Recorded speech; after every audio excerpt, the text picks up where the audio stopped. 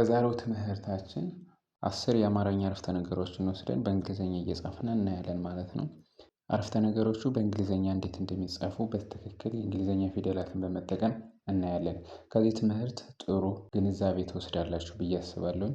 ከዛ በፊት ግን ሰብስክራይብ እያደረጋችሁ ላይክ የሚገባው ከሆነ ደግሞ ላይክ ታደርጋላችሁ ማለት ነው። ለዚህ ጠቃሚና አስተማሪ የዩቲዩብ ቻናል አዲስ ከሆናችሁ ሰብስክራይብ አድርጋችሁ ጀምሩ።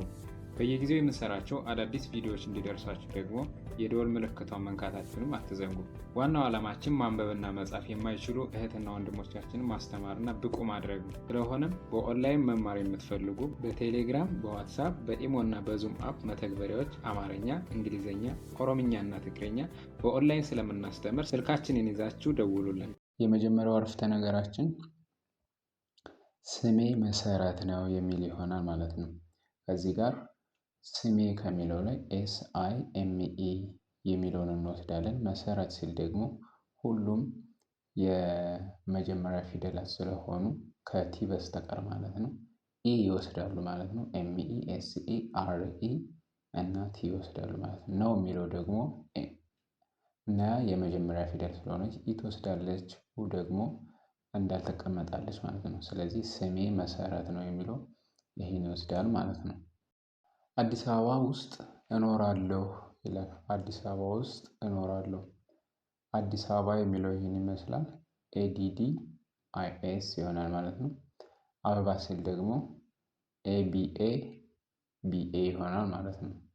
ውስጥ ሲል WIST የሚል ይሆናል። እኖራለሁ ሲል ደግሞ እንደዚህ ይሆናል ማለት ነው። እኖራለሁ ሲል ENORALEH ይሆናል ማለት ነው። ስለዚህ አዲስ አበባ ውስጥ እኖራለሁ የሚለውን ልክ እንደዚህ አድርገን እንጽፋለን ማለት ነው። ቀጣዩ ደግሞ እኔ ተማሪ ነኝ የሚል ይሆናል። እኔ ተማሪ ነኝ የሚለውን ስንጽፍ ENE እናደርጋለን። ከዛ ተማሪ የሚለው ደግሞ TEMARE ይሆናል ማለት ነው። ነኝ የሚለውን ደግሞ ስንጽፍ NEGN እናደርጋለን ማለት ነው። ከዛ ሶስተኛው አረፍተ ነገራችን ምሳ መብላት እፈልጋለሁ ይላል። ምሳ መብላት እፈልጋለሁ። እሺ ምሳ የሚለውን ስንጽፍ MISA እናደርጋለን። ከዛ መብላት የሚለውን ደግሞ MEBLAT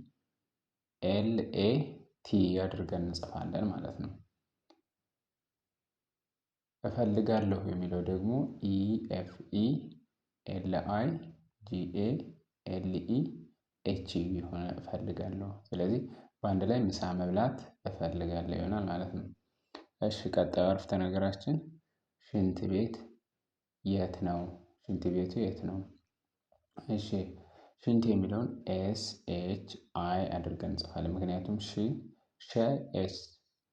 ኤች ስለሚወስድ ማለት ነው። የሸ ቤተሰቦች ኤችን ነው አጠቃላይ የሚወስዱት። ስለዚህ እንደ የቤታቸው ደግሞ ይቀያየራል ማለት ነው አናባቢያቸው። ስለዚህ ስድስተኛ ስለሆነች SHI ወስደናል። ኤንቲ ደግሞ ለንና ለቲ ይሆናል ማለት ነው። ቤት የሚለው ደግሞ BET ይሆናል ማለት ነው። የት ለሚለው ቃል YET ይሆናል። ነው ለሚለው ደግሞ NEW ይሆናል። ጥያቄ ምልክቱ ያው ጥያቄ ስለሆነ ነው ማለት ነው።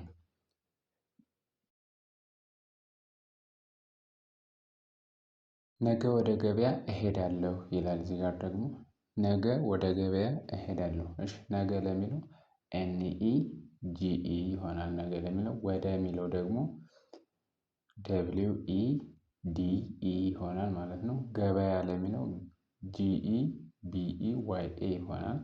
እሄዳለሁ ሲል ደግሞ EHEDALE እና HU ይሆናል ማለት ነው። ስለዚህ ነገ ወደ ገበያ እሄዳለሁ የሚለውን ደግሞ በዚህ መልክ እንጽፋለን ማለት ነው። ቀጣዩ ቡና መጠጣት ትፈልጋለህ? ቡና መጠጣት ትፈልጋለህ ይላል። ጥያቄ ነው። ቡና መጠጣት ትፈልጋለህ? ቡና የሚለውን ስንጽፍ BUNA እናደርጋለን። መጠጣት የሚለውን ደግሞ ስንጽፍ METETAT እናደርጋለን ማለት ነው። እዚህ ጋር ተና ጠ ያው በእንግሊዘኛ ቲን ነው የሚወስዱት ማለት ነው። ለዛ ነው መጠጣት መጠጣት ነው የሚለው የሚሆነው ማለት ነው። ስለዚህ ቡና መጠጣት የሚለውን ልክ እንደዚህ እንጽፋለን።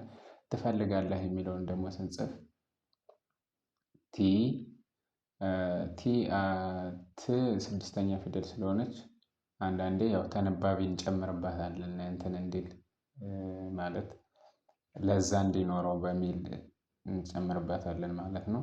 ቲኢ ወይም አይ ልንጨምርባት እንችላለን አንዳንዴ ነው እንጂ አብዛኛውን ጊዜ ብቻዋን ነው ስድስተኛ ፊደል ከሆነች የምትቀመጥ ማለት ነው። ትፈልጋለህ ሲል ቲ አይ ኤፍ ኢ ኤል አይ ጂ ኤ ኤል ኢ ኤች ይሆናል ማለት ነው። ስለዚህ ትፈልጋለህ። ኢትዮጵያ ቆንጆ ሀገር ናት። ኢትዮጵያ ቆንጆ ሀገር ናት። ኢትዮጵያ የሚለው ሲጻፍ ኢትዮጵያ ተብሎ ሲጻፍ ልክ እንደዚህ ነው የሚሆነው ማለት ነው። ኢ ቲ ኤች አይ ኦ ፒ አይ ኤ ይሆናል ማለት ነው። ቆንጆ የሚለው ደግሞ ሲጻፍ ኬ ኦ ኤን ጄ ኦ ይሆናል ማለት ነው። ጄ ኦ ጂን አይደለም የምንጽፈው እዚህ ጋር ጄ ነው የሚሆነው ቆንጆ ተብሎ ሲጻፍ ማለት ነው። ሀገር የሚለው ደግሞ ሲጻፍ ኤች ኤ ጂ ጂ አር ኤች ኤ ጂ ኢ አር ይሆናል። ናት የሚለው ደግሞ ሲጻፍ ኤን ኤ ቲ ይሆናል ማለት ነው። እሺ አማርኛ እየተማርኩ ነው። አማርኛ እየተማርኩ ነው። አማርኛ እየተማርኩ ነው። ስለዚህ አምሃሪክሽ አማርኛ የሚለውን ደግሞ ስንጽፍ ምን እናደርጋለን? እዚህ ጋር በእንግሊዝኛ የተጻፈው አምሃሪክ ሳይሆን አማርኛ ስንጽፍ ኤ ኤም ኤ አር ጂ ኤን ኤ ይሆናል ማለት ነው። ጂ ኤን ኤ እየተማርኩ የሚለው ደግሞ ሲጻፍ ምን ይሆናል? ኢ ዋይ ዋይ ኢ ቲ ኢ ኤም ኤ አር ኪው ሶሪ ኬ ዩ ይሆናል ማለት ነው። ስለዚህ እየተማርኩ የሚለውን ልክ እንጽፋለን። ነው የሚለው ደግሞ የተለመደ ስለሆነ ኤን ኢ ደብሊው አድርገን እንጽፋለን ማለት ነው። እሺ በጣም አመሰግናለሁ። በጣም አመሰግናለሁ የሚለውን ደግሞ ስንጽፍ ቢኢ ቲኤ ኤም ቅድም እንደነገርኳችሁ ቲን ለጠም ለተም እንጠቀማለን ለሁለቱም ማለት ነው። ስለዚህ በጣም የሚለውን ስንጽፍ በጣም የሚል ይሆናል ማለት ነው። አመሰግናለሁ የሚለው ደግሞ ኤ ኤም ኢ ኤስ ኢ ጂ አይ ኤን ኤ ኤል ኢ ኤች ዩ ይሆናል ማለት ነው። ስለዚህ የዛሬዎቹ 10 አረፍተ ነገሮች እነዚህን ይመስላሉ ማለት ነው። በቀጣይ ደግሞ ሌላ 10 አረፍተ ነገሮችን ይዤላችሁ እመጣለሁ። እንዲጻፍላችሁ የምትፈልጉትን ኮሜንት ላይ ማስቀመጥ ትችላላችሁ። ቪዲዮ ከተመቻችሁና አስተምሮናል ብላችሁ ካሰባችሁ ደግሞ ፎሎ አድርጉኝ፣ ላይክ አድርጉኝ። ዩቲዩብ ላይ ከሆናችሁ ደግሞ ሰብስክራይብ አድርጉኝ ማለት ነው። አመሰግናለሁ። ቸር ቆዩልኝ። ቻው